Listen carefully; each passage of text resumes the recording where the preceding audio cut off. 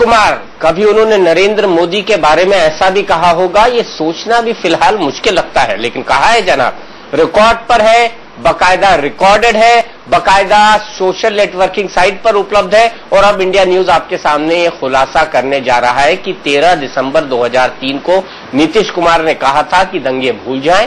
उन्होंने ये कहा था कि नरेंद्र मोदी के एक बड़े रोल का देश इंतजार कर रहा है, वो केवल गुजरात तक सीमित नहीं रहेंगे। इसी मुद्दे पर बात करने के लिए हमारे साथ जयनारायण व्यास, जो कि भारतीय जनता पार्टी से है, मोदी सरकार में मंत्री हैं, वो हमारे साथ मौजूद है, और जेडीयू की तरफ से प्रवक्ता राजीव रंजन जी। राजीव रंजन जी, मोदी का देश इंतजार कर रहा है, ये 2003 में नीतीश कुमार ने कहा था, अब तो आ रहे हैं, तो आप छोड़ के क्यों भाग रहे हैं? दीपक जी, सबसे पहली बात यह है, इस पर आज मुख्यमंत्री जी ने भी कई बातें स्पष्ट की हैं और मैंने कल आपके स्टूडियो में भी कहा था, सार्वजनिक जीवन में अगर कोई केंद्रीय मंत्री किसी राज्य सरकार के समारोह में जाए और उस समारोह में राज्य के निर्वाचित सरकार का मुखिया उपस्थित हो, ऐसे औपचारिक बयान ही दिए जाते हैं। देश में कोई दूसरी मिसाल बताइए, किसी राज्य में बताइए जहां पार्टियां अलग होती हैं तब भी लोग अगर दूसरे राज्य में जाते हैं ऐसी ही बातें कहते हैं।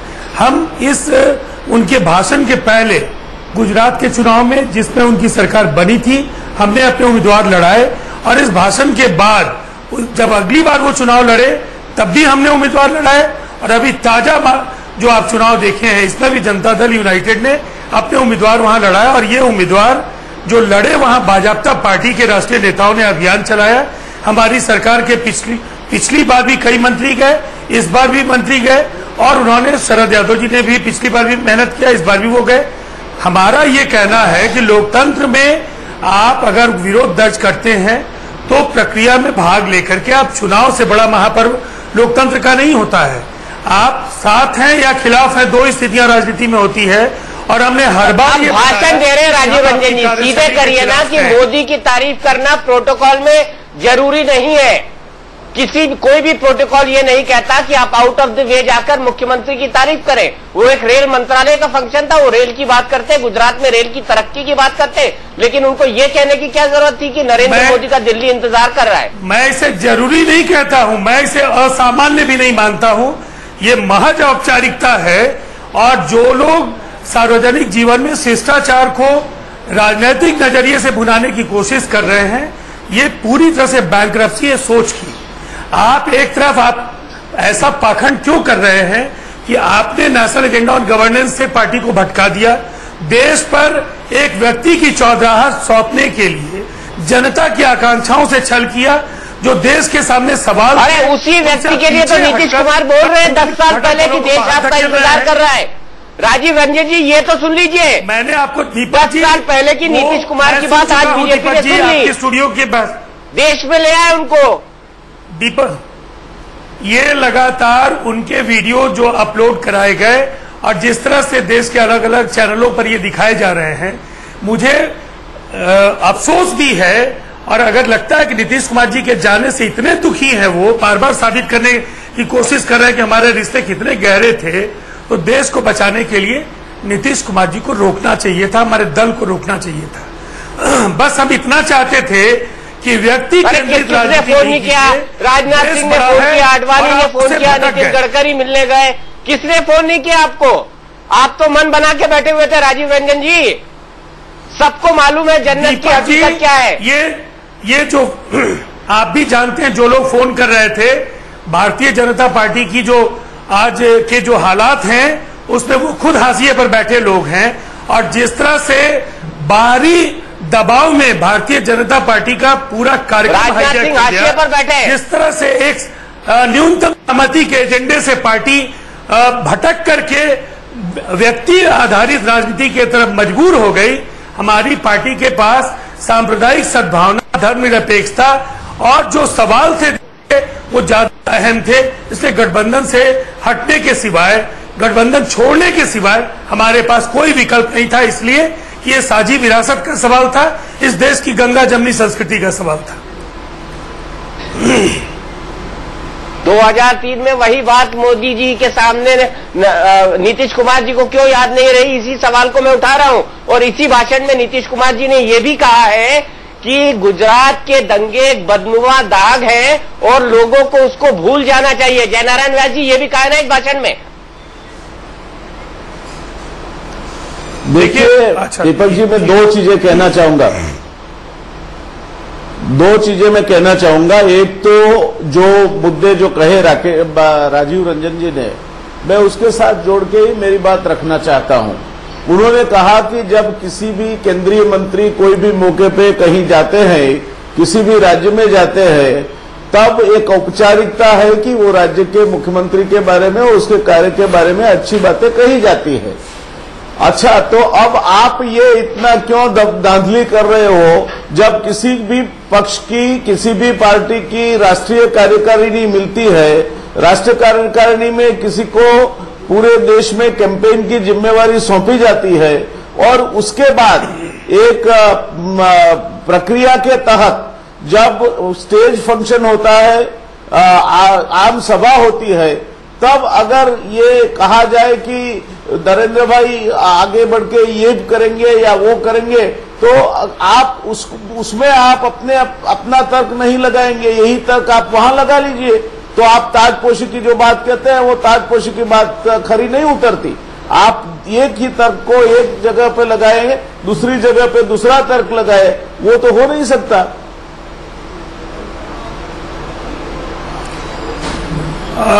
दीपक जी, क्या मैं राजीव रंजन जी क्या जवाब है?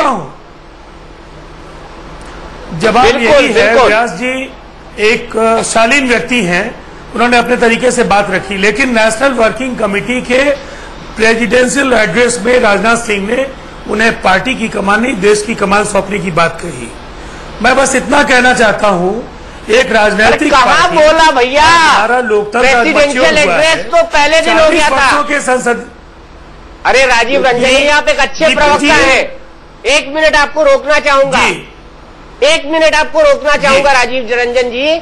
जो बीजेपी की एग्जीक्यूटिव होती है उसमें सबसे पहले अध्यक्ष का भाषण होता है, और अध्यक्ष का जब भाषण हुआ था तब तक ये दूर दूर तक खबर नहीं थी कि नरेंद्र मोदी को पीएम या कैंपेन कमेटी का चेयरमैन डिक्लेयर किया जाएगा। उसको लेकर तो 2 दिन बीजेपी में सर फुटोवल चलता रहा। तो अध्यक्ष के भाषण में उन्होंने कहा से उनको नेता बनाने की बात कर दी। क्या बात कर रहे हैं आप? ये तो समझ लीजिए आप किस तथ्य के आधार पर अपना आर्गुमेंट पेश कर रहे हैं। आपकी जानकारी को चुनौती नहीं दे रहा हूं। उस कार्य समिति का आखिरी जो संबोधन था वो नरेंद्र मोदी जी ने किया, औपचारिकता से हट करके उनको ये मौका मिला।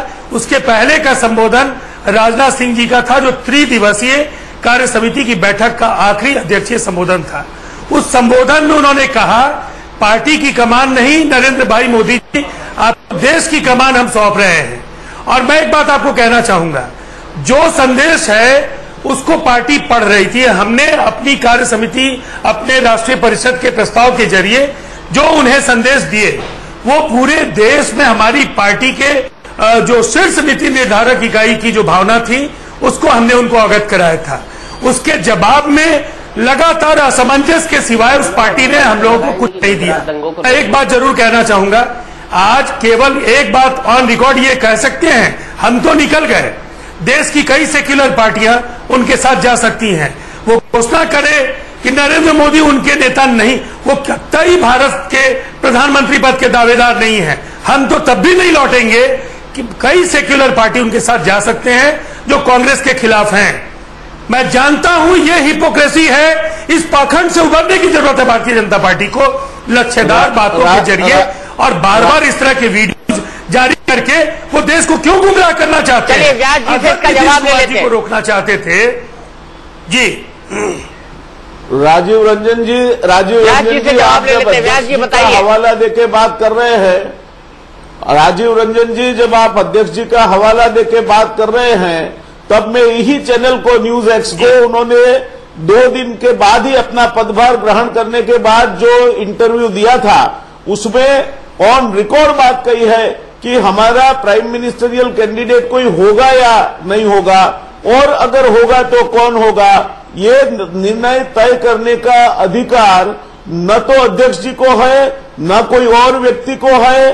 वो अधिकार सिर्फ न सिर्फ पार्लियामेंट्री बोर्ड का है, और सही समय पे वो अधिकार का उपयोग किया जाएगा। उन्होंने ये भी बात कही थी कि जिस तरह से यूपीए के भ्रष्ट शासन से इस देश की जनता बाज आ चुकी है, इस देश की जनता एक एनडीए के विकल्प की तलाश में है और एनडीए का जब विकल्प बनेगा तो और भी घटक पक्ष हमारे साथ जुड़ेंगे। सबके साथ बैठ के जो भी तय करना है वो उस समय पे तय किया जाएगा, ये बात उन्होंने कही है। और आज तक हमारे अध्यक्ष जी ये बात कहते आए हैं, तो ये कहीं जो नहीं कहा गया है उसको आप कहा गया कहने की बात करते हैं। मैं समझता हूं कि ऑन रिकॉर्ड तो वो कहा जाता है जो आज अगर दीपक जी चाहे तो देश की जनता को दिखा सकते हैं कि उन्होंने क्या बोला था। तो हम तो यही बात करते हैं कि अभी ये घोषणा जो है वो सिर्फ न सिर्फ हमारे पहले वाला भाषण कब था? कैंपेन कमेटी के अध्यक्ष पहले जो उन्होंने कहा और दूसरा भाषण कब था? हमें उनका आखिरी भाषण नहीं, ये बात सही नहीं है। मैं इस पचड़े में नहीं पढ़ूंगा व्यास जी। आप ऑन रिकॉर्ड कहिए नरेंद्र मोदी प्रधानमंत्री पद के उम्मीदवार कतई नहीं होंगे। आप ये ऑन रिकॉर्ड बोलिए, आप गुजरात सरकार के मंत्री हैं और आप उनके देखिए वो आप भी हैं। आप ऑन रिकॉर्ड बोलिए, देश की कई सेक्युलर पार्टी कांग्रेस से निजात चाहती है, आप उनको हम ऑन रिकॉर्ड भी बोलेंगे। सेक्युलर ढांचे को राजीव जी आपको गुजरात मुझे आप बोलने देंगे, आप बोलने देंगे। फेक एनकाउंटर के जरिए किया राजीव जी, अब आप पटरी बदल रहे हैं के साथ आपने क्या किया? किरण पांड्या की जो, अरे ये सब 10 साल बाद क्यों याद आ रहा है आपको? का जवाब देश को दीजिए। राजीव रंजन जी 10 साल बाद क्यों याद आ रहा है? अब आप पटरी बदल रहे हैं। ये मसला नहीं है, ये मसला नहीं है। और आप वीडियो के जरिए गुमराह कर रहे हैं।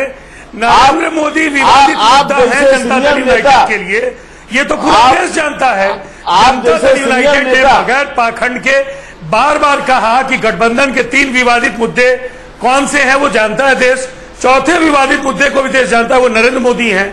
अब तो ये गठबंधन टूट चुका है। गठबंधन अब धार्मिक समूहों का एक जमावड़ा बच गया है। शिवसेना, अकाली दल, भारतीय जनता पार्टी, हमने एक राजीव रंजन जी था। अब एक संकेत आप देना चाहते हैं, आप देश को बताइए नरेंद्र मोदी कतई आपके चेहरा नहीं होने जा रहे हैं।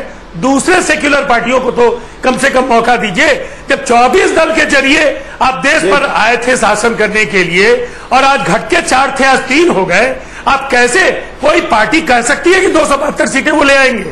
कोई सर्वेक्षण अगर कहता है आपको गुमराह ज्यादा घट जाएंगी। राजीव जी ये तर्क आपका जयनारायण राज जी का कोई मायना। जयनारायण राज जी 1 मिनट आपको रोकूंगा,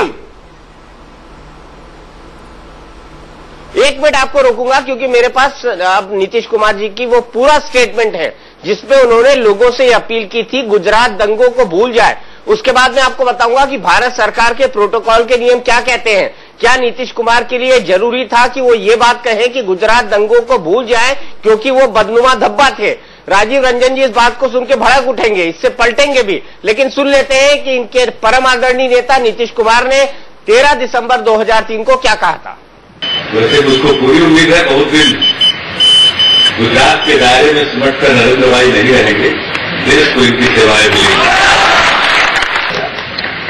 गुजरात तरक्की करे, कर रहा है, ये कोई मामूली बात नहीं है कि इस इलाके में मुझको कृषि मंत्री के रूप में भी आने का मौका मिला था जब यहां भूकंप हुआ, लेकिन इतने कम समय में जिस प्रकार से पुनर्निर्माण का काम हो रहा है इसके लिए मैं गुजरात वासियों को सलाम करता हूं और गुजरात सरकार को जिसका नेतृत्व नरेंद्र मोदी जी कर रहे हैं उनको मैं साधुवाद देना चाहता हूं, बधाइयां देना चाहता हूं। बहुत काम हो रहा है गुजरात। अब गुजरात की बाहर एक अलग छवि, खास करके नरेंद्र भाई मोदी जी की एक अलग छवि प्रचारित की जाती है, लेकिन मैं नहीं जानता उनसे इनका कोई नुकसान नहीं होता है इससे। लेकिन गुजरात की छवि को एक बिगाड़ने की कोशिश होती है, वो एक अलग प्रश्न। लेकिन जो कुछ भी गुजरात में हो रहा है उसका उतना प्रचार नहीं होता है जितना प्रचार होना चाहिए। जो कुछ भी हुआ वह तो एक दाग है, बदनुमा धब्बा, लेकिन हम अगर उसी को याद करते रहें और बाकी चीजों को भूल जाए तो यह भी ठीक नहीं। जो काम हो रहा बड़े पैमाने पर यहाँ इंफ्रास्ट्रक्चर के डेवलपमेंट का काम हो रहा, सारी चीजों के डेवलपमेंट का काम हुआ। इसके लिए मैं गुजरात सरकार को बधाई देना चाहता हूं और गुजरात के लोगों में दम, कच्छ के लोगों में खास करके दम। तो अगर दाग को ही याद करते रहेंगे तो आगे कैसे बढ़ेंगे? इस दाग को हमें भूल जाना चाहिए। गुजरात दंगों की बात कर रहे हैं और नीतीश कुमार ये बात कर रहे हैं, लेकिन उससे पहले देख लेते हैं, क्योंकि नीतीश कुमार ने यह तर्क दिया है कि प्रोटोकॉल के चलते उनको ये बात कहनी पड़ी। क्या कहता है भारत सरकार का प्रोटोकॉल, एक बार ये देख लेते हैं ग्राफिक के जरिए, फिर एक क्विक कमेंट हम दोनों से लेंगे। प्रोटोकॉल के नियम क्या है? प्रोटोकॉल ये तय करता है कि किसकी वरीयता क्या है, किसकी वरीयता कितनी है। एक एक करके वो तीनों नियम देख लेते हैं। राष्ट्रपति ने 26 जुलाई 1979 को जारी की थी प्रोटोकॉल की अधिसूचना, भारतीय प्रोटोकॉल। प्रोटोकॉल में विधायिका, कार्यपालिका और न्यायपालिका के लोगों की वरीयता का निर्धारण किया गया कि किसका रैंक क्या होगा। रोजमर्रा के कामकाज में प्रोटोकॉल का अक्षरशः पालन करना जरूरी नहीं है। राजीव रंजन जी सुन रहे होंगे, सिर्फ सरकारी समारोहों में प्रोटोकॉल का पालन करना अनिवार्य होता है। प्रोटोकॉल में केंद्र के कैबिनेट मंत्री और राज्यों के मुख्यमंत्री दोनों को बराबर का दर्जा है। प्रोटोकॉल लिस्ट में कैबिनेट मंत्री और राज्यों के मुख्यमंत्री 7वें नंबर पर, सबसे पहले नंबर पर भारत के राष्ट्रपति आते हैं। प्रोटोकॉल ये नहीं बताता कि कौन क्या बोलेगा और क्या नहीं। राजीव रंजन ये भी सुन रहे होंगे, राष्ट्रपति ने 26 जुलाई 1979 को जारी की थी अधिसूचना। तो राजीव रंजन जी, बहुत संक्षेप में दोनों से मेरा क्लोजिंग कमेंट होगा। बहुत संक्षेप में मैं आपको कहूंगा दीपक चौरसिया जी, किसको क्या नहीं कहना है। Protocol out of the way जाके उन्होंने क्यों कहा कि गुजरात दंगों को भूल जाए की है। गुजरात, दीपक जी, गुजरात की जनता को दंगों को भूल करके उनके जज्बात की उन्होंने कद्र की है, सराहना की है कि भूल करके आपने गुजरात को आगे बढ़ाने का काम किया है। और निश्चित तौर पर एक स्टेट्समैन और पॉलिटिशियन का फर्क यही होता है, जब वो जाता है तो जनता की पीड़ा, उसके दर्द, उसको भूलने की सलाह देता है और नई इबारत लिखने की सलाह देता है। नीतीश कुमार जी ने वही किया और नीतीश कुमार जी के सार्वजनिक जीवन में प्रश्न चिन्ह लगा। 10 साल बाद देश को नीतीश कुमार ये क्यों याद करा रहे हैं? रास्ते पर ले जाना चाहती है। 10 साल बाद ये क्यों याद करा रहे हैं? नहीं है, नहीं, उस समय भी उनके वसूल 10 साल बाद उन्होंने समझौता नहीं किया। नीतीश कुमार, गुजरात में हमने चुनाव लड़ाए हैं, दंगे के बाद 10 चुनाव लड़ाए। 1 साल बाद बोला जख्म भुला दो, अब बोल रहे नहीं कुरे दो उसको। जख्मों को चुनाव लड़ाना ही अगर आपका सेक्युलरिज्म की परिभाषा है तो देश की जनता इस पर आपको जवाब देगी। जयनारायण व्यास जी, क्लोजिंग कमेंट, क्या नीतीश कुमार एक्सपोज हो गए? उसकी जगह सत्ता से शासन में है। देखिए, मैं राजीव जी, जनता चुन के भेज रही है। राजीव रंजन जी, ये तर्क नहीं है, जनता चुन के भेज रही है उनको, आप नहीं। आपने जो जानकारी दी है वो बिल्कुल सच है दीपक जी, और ऐसा कोई प्रोटोकॉल नहीं है। गुजरात में भी सीटें, और अगर प्रोटोकॉल है भी तो मान लो कि 2003 में वो प्रोटोकॉल उन्होंने उसका पालन किया था। 10 साल कोई छोटा समय नहीं होता। 10 साल तक आपको कहीं वो प्रोटोकॉल याद नहीं आया। आपने जो कही बात वो भी सही नहीं है। भारतीय जनता पार्टी को किसको अपनी कैंपेन कमेटी का अध्यक्ष बनाना चाहिए वो हमारा अंदरूनी मामला है। अभी एनडीए का गठबंधन नहीं हुआ है तो ये कह के चलना कि एनडीए में इतने ही साथी है, पहले इतने थे। मैं समझता हूं कि हमारे अध्यक्ष जी ने वो भी बात स्पष्ट कही है कि और साथी जुड़ेंगे जब एनडीए का गठन होगा। तो ये सब बातों को लेकर मैं समझता हूं कि ये एक ऐसा मसला खड़ा हुआ कि आप पहले से तय कर चुके हैं। जैसे वो भेड़िए और मेमने वाली बात आती है कि तूने नहीं तो तेरे बाप ने गाली दी होगी, उसने नहीं तो उसने गाली दी होगी। आप तय कर चुके हैं और आप तय करके चलते हैं। वो जेरार्ड फोर्ड जैसी बात हो जाती है कि किसी ने उनको पूछा कि आपका कौन सा कलर आपको पसंद आता है, तो फोर्ड ने बिल्कुल सजा हुआ जवाब दिया था राजीव जी आपकी तरह कि किसी भी रंग है वो मेरा पसंदीदा रंग है जब तक वो काला हो। तो आपका किसी भी रंग पसंदीदा रंग है जब तक वो काला हो, जब तक आपकी जो तर्क है, आपके जो धारणा है, आपकी जो अपेक्षा है, उसके साथ जो चीजें सहमत है, आप उसके साथ चलने को तैयार है। और बाकी की चीजें जो है वो आप कहोगे इसे नहीं होगी तो हम नहीं खेलेंगे। ये नीति ठीक नहीं है। मैं समझता हूं इससे ही गठबंधन को नुकसान हुआ है और ये नीति की वजह से ही आज हम ये आज इस तरह चर्चा कर रहे, कल तक हम दोनों साथ में से और 17 साल का ये साथ था, कोई छोटा मोटा साथ नहीं था कि ऐसी छोटी बातों पे टूट जाए। ये आपके नीतीश कुमार जी की वजह से हुआ है। बिल्कुल बिल्कुल। और नीतीश कुमार जी, राजीव रंजन जी, मैं आप दोनों को रोकूंगा, क्योंकि वक्त मेरे पास खत्म हो चुका है इस बहस के लिए। फैसला जनता को करना है कि नीतीश कुमार 2003 में सही थे या 2013 के अंदर सही है, लेकिन कम से कम मुख्यमंत्री का प्रोटोकॉल के चलते इस तरह के भाषण करने का तर्क फिलहाल गले उतरता नहीं लगता। इंडिया न्यूज पर खबरों का सिलसिला जारी है, आगे देखेंगे टुनाइट विद दीपक चौरसिया।